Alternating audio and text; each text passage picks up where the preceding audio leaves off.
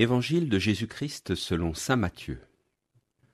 En ce temps-là, voyant les foules, Jésus gravit la montagne.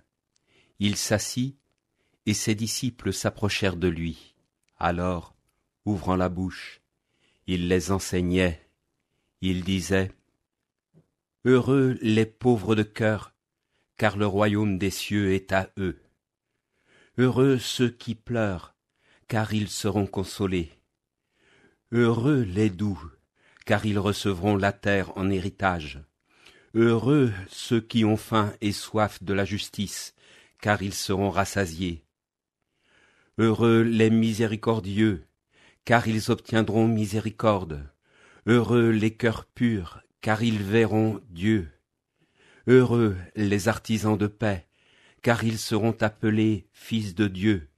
Heureux ceux qui sont persécutés pour la justice, car le royaume des cieux est à eux. Heureux êtes-vous si l'on vous insulte, si l'on vous persécute, et si l'on dit faussement toutes sortes de mal contre vous, à cause de moi. Réjouissez-vous, soyez dans l'allégresse, car votre récompense est grande dans les cieux. En proclamant les béatitudes, Jésus fait une annonce qui casse vraiment nos habitudes. Pour nous, être heureux est tellement souvent représenté par avoir de l'argent, réussir, être populaire, montrer une belle image de soi sur les réseaux, diraient les jeunes. Mais Jésus dit autre chose. Heureux les pauvres de cœur, heureux ceux qui pleurent, heureux les doux. Cela peut sembler vraiment bizarre. Comment être heureux quand on n'a pas tout ce qu'on veut, quand on pleure, quand on n'est pas le plus fort, et même quand on est persécuté?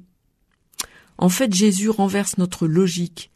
Il nous apprend que le vrai bonheur ne dépend pas de ce qu'on possède, ou de ce que les autres pensent de nous.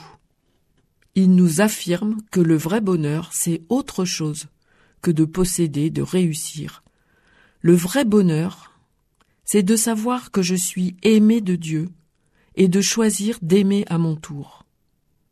Et d'ailleurs, avant d'être un enseignement, les béatitudes sont surtout le portrait de Jésus lui-même.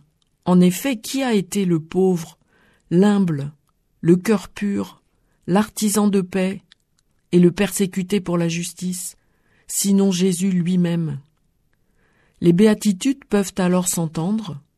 Puisque pour toi Dieu est venu sous les traits d'un petit, d'un doux, d'un rejeté, alors il t'est possible de vivre de sa vie. Courage.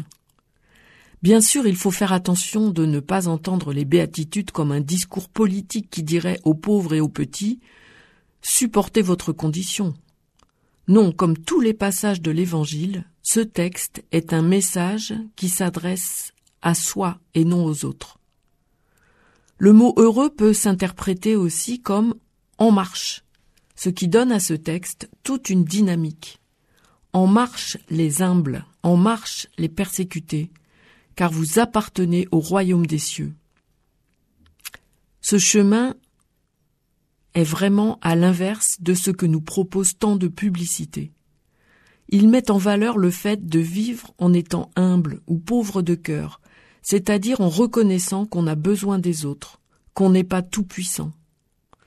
Dans notre époque troublée, nous entendons des voix venant d'ailleurs que dans les évangiles, mais qui parlent aussi de sobriété heureuse. Et si c'était là le vrai chemin du bonheur? C'est un véritable chemin de vie, un style de vie que Jésus nous montre. Vous pouvez être vraiment heureux, non pas seulement quand vous aurez tout réussi, mais dès maintenant, à chaque fois que vous arriverez à vivre dans l'amour, dans la paix, dans le pardon.